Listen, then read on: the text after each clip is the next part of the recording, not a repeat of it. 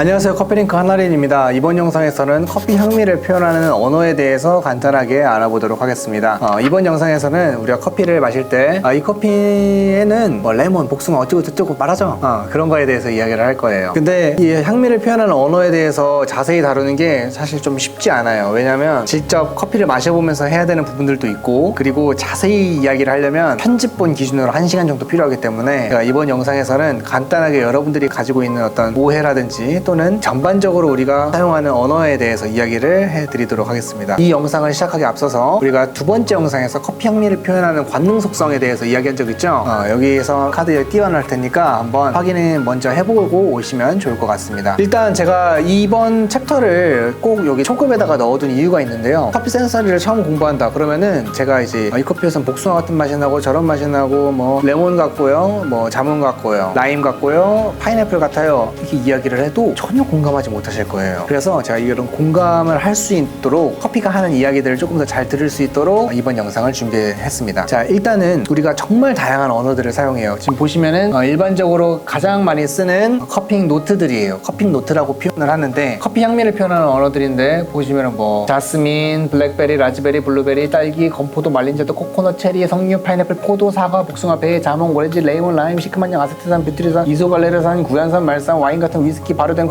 근데 이게 와닿지가 않을 거예요. 그래서 제가 이 부분에 대해서 이야기를 해드리도록 하겠습니다. 저도 처음에 굉장히 많은 오해를 가지고 있었거든요. 뭔 얘기냐면 커피를 딱 마셨는데 노트에 이렇게 써있는 거예요. 원두에 레몬, 복숭아, 크림이 써있는 거예요. 그래서 나는 그 생크림을 좋아하니까 이걸 먹어야겠다. 아무리 봐도 이 생크림 맛이 안 나는 거예요. 레몬 같지도 않아. 이 사기꾼들 아닌가. 그래서 제가 최근에 웃긴 쇼츠를 봤는데 바리스타가 이 커피에서는 패션 루치 같은 맛이 나고 뭐 이런 느낌이 나고 저런 느낌이 나고 그래요. 그래서 손님을 주니까 딱 꿀꺽 한 번님 마시고 it tastes like coffee. 그냥 커피 맛이네요. 그러거든요. 저는 정말 의미 있는 영상이라고 생각했어. 공감할 수 있을 만한 좀 자세한 설명들이 필요해요. 바리스타들이 커피 향미들을 표현할 때 좀 더 공감할 수 있을 만한 표현들이 필요한데 저는 개인적으로는 약간 불친절하다고 보는 거예요. 그렇게 이야기해도 불친절해요. 왜냐면 우리가 자고로 레몬이라고 한다는 거는 레몬 향을 말하는 건 아니거든요. 제가 1강에서도 이야기한 적이 있었죠. 레몬이라고 한다면 레몬 향이 나는 커피, 제가 단언컨대 커피 종류가 그래도 제가 수천 잔 이상의 커피를 마셨는데 종류만 같은 커피 중복되는 거 빼고 레몬 향이 나는 커피 마셔본 적 없습니다. 레몬 향이 나는 커피는 없어요. 레몬 그라스 같은 느낌이 나는 적은 있는데 우리가 흔히 레몬 사탕에서 느껴지는 그런 레몬 같은 느낌을 받는 커피들은 없어요. 그러면은 자몽 같은 느낌이 나는 커피는 있었냐? 없었어요. 파인애플 향이 나는 커피도 없었고요, 라임 같은 향이 나는 커피도 없었고요, 오렌지 향이 나는 커피 없었고요, 배 향이 나는 커피 없었고요. 배는 있었던 것 같아. 근데 우리나라의 배 말고 서양배는 진짜 맛이 없거든요. 뭐 그런 부분, 그런 것도 별로 없었던 것 같아요. 이게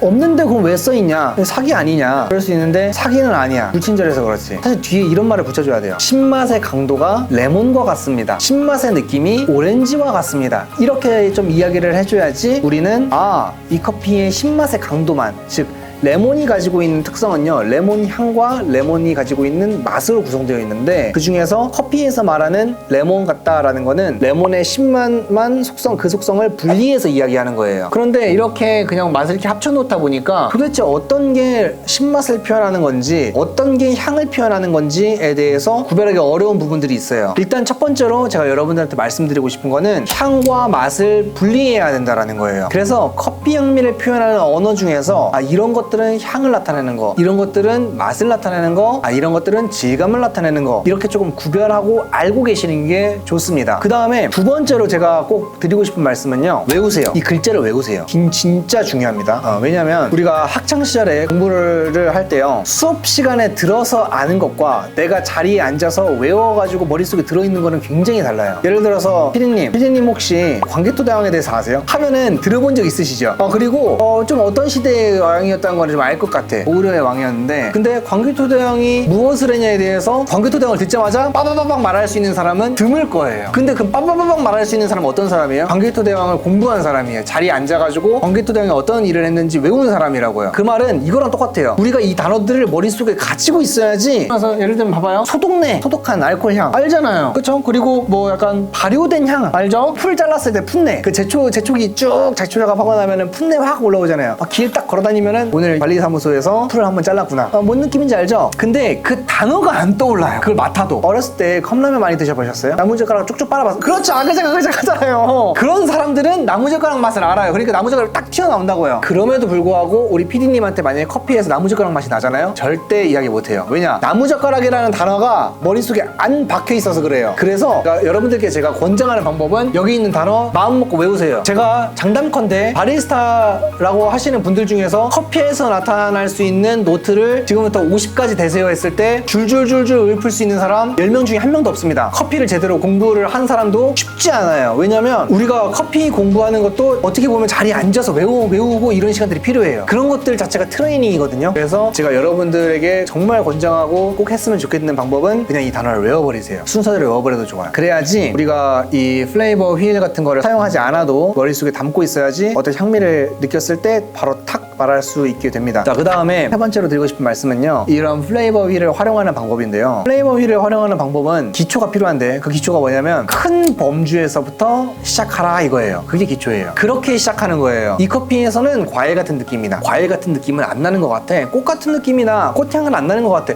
약간 풋내가 나는 것 같은데 굉장히 많아요. 그래서 여러분들께서 일단 그런 기본적인 큰 범주에서 구별할 수 있는 훈련들이 필요하고 그것부터 출발을 하는 거예요. 그 다음에 머릿속에 과일 같은 이라는 단어가 딱 이제 떠올랐어. 그러면 그때 여러분들 머릿속에 원래 여기 딱 펼쳐지는 거예요. 요렇게. 그러면 띵! 과일 같은. 이 친구는 딸기 종류야, 베리 종류야. 베리 종류에 뭐가 있을까? 블랙베리, 라즈베리, 블루베리, 딸기 뭐 이렇게 있어요. 띡! 아, 자두 같군. 이런 식으로 가는 게 센서리의 기본적인 사고 회로예요. 그래서 제가 개인적으로 여러분들에게 추천해드리는 방법은 큰 범주에서부터 시작할 줄 알았으면 좋겠다 입니다. 마지막으로 드리고 싶은 말씀이 있는데요, 이렇게 노트들이 있는데 이런 커피 노트들 외에 여러분들이 굉장히 특정한 노트들을 발견해낼 수 있어요. 예를 들면은 패션 프루트이라는 단어는 없네요, 그쵸? 근데 커피에서 패션 프루트 느낌 날 수 있어요. 그리고 파인애플인데 파인애플도 맛이 좀 다 다르죠. 통조림 파인애플일 수도 있고 델몬트 파인애플일 수도 있고 이럴 수 있죠. 이거는 델몬트에서 만든 파인애플 주스랑 똑같아. 이야기하면 안 되냐? 돼요. 안 되는 거 없죠. 근데 다만 다른 사람의 공감을 얻기는 어려울 수도 있어요. 우리가 이런 어떤 언어들을 사용하는 이유는 다른 사람들과 쉽게 대화하기 위함이잖아요. 그러다 보니까 내가 개인적으로 나만 느끼고 있는 굉장히 특이한 그런 노트들을 여러분들의 시트지나 여러분들의 연습장에다가 여러분들의 인스타그램에다 적는 거 잘못됐다고 생각하는 사람도 없고, 잘못됐다고 생각하는 사람이 있다면 그 사람이 이상한 거예요. 개인적인 경험에 대해서 작성하는 거기 때문에. 다만 다른 사람들과 소통하는 데는 약간 어려움이 있을 수도 있다. 꼭 약속된 언어를 사용해야 되는 것은 아니다. 이런 점을 말씀드리고 싶습니다. 자, 일단은 먼저 가볍게 커피 향미를 표현하는 언어에 대해서 이야기를 해드렸어요. 근데 제가 실제로 이 커피 향미를 표현하는 언어에 대해서 오프라인 수업을 할 때는 굉장히 자세히 이야기를 하고 각각의 항목들에 대해서 조금 분석해가지고 이야기를 해드려요. 근데 그러려면 시간이 좀 많이 필요하기 때문에 혹시 이런 향미를 표현하는 언어에 대해서 궁금하신 거 남겨주시고요. 다음 영상을 제작할 때 좀 활용을 해가지고 친절하게 설명을 해드리도록 하겠습니다. 제가 이번 영상에서는 뭐 바디를 표현한다라든지 또는 산미를 표현하는 거 또는 향미를 표현하는 거에 대해서 디테일하게 이야기를 하지는 않았지만 곧 이어지는 영상에서 이런 부분들을 다룰 테니까 대충 하고 넘어갔다라고 생각하지 마시고 끝까지 영상 시리즈 잘 지켜봐 주시면 감사하겠습니다. 그럼 이번 영상 여기까지 할게요. 감사합니다.